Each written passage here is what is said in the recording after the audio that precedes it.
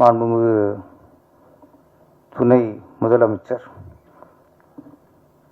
உதயநிதி ஸ்டாலின் அவர்கள் ஒரு துணை முதலமைச்சராக இருக்கார். அவருக்கு வாழ்த்துக்கள்.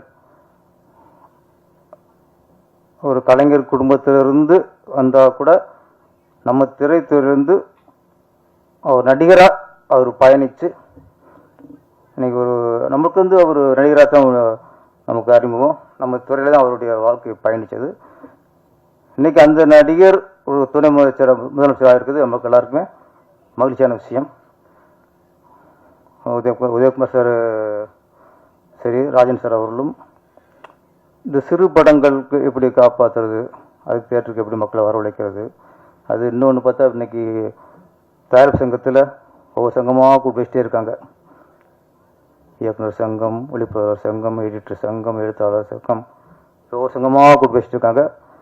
என்னோட வேண்டுகோள் எப்படின்னா, இன்றைக்கி நம்ம திரைத்துறையிலிருந்து இன்றைக்கி ஒரு துணை முதலமைச்சராக இருக்கார் உதயநிதி ஸ்டாலின் அவர்கள்.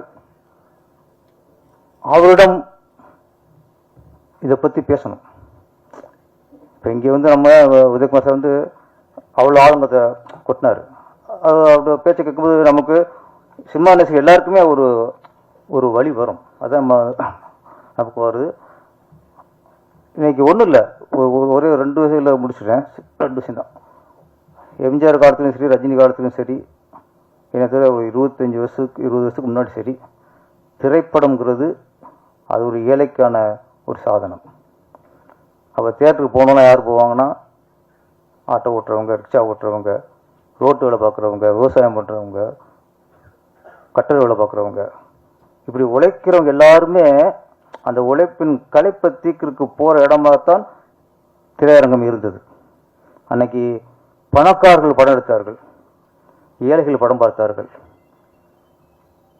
இன்று பணக்காரர்களும் படம் பார்க்கிறார்கள், தயாரிப்பில் ஏழையாக விடுகிறார்கள். ஏன்னா இன்றைக்கி ticket rate, mall rate, parking rate எல்லாத்தையும் ஒரு சராசரி ஒரு அடித்தர மக்கள்லாம் போய் பார்க்குற இடமா இல்லை. பணக்காரர்கள் பார்க்குறதுக்கு ஒரு தியேட்டர் வேணும், நடுத்தர மக்கள் பார்க்குறதுக்கு அவங்களுக்கான ஒரு தியேட்டர் வேணும். அடித்தர மக்கள், ஏழை மக்கள் அவங்க பார்க்குறதுக்கான ஒரு தியேட்டர் வேணும், டிஃப்ரெண்ட் வேணும். இன்னைக்கு எல்லாமே ஒன்றா இருக்குது. எல்லா இடத்துலையும் 150 ரூபா டிக்கெட்டு. அப்படிங்கும்போது எப்படி ஏழை எப்படி போவான்? நான் இன்று துணை முதலமைச்சராக இருக்க நம்ம துறை, என்னை பொறுத்த வரைக்கும் நம்ம துறையிலிருந்து ஒருத்தர் போய் துணை முதலமைச்சராக இருக்கார், அந்த பார் நான் பார்ப்பேன். அப்போ அவர் சினிமாவுக்கு சில பண்ணணும். நம்ம ஒரு வேண்டுகோள் தான், ஏழைகள் பார்ப்பதற்கான திரையரங்குகளை அரசே கட்ட வேண்டும்.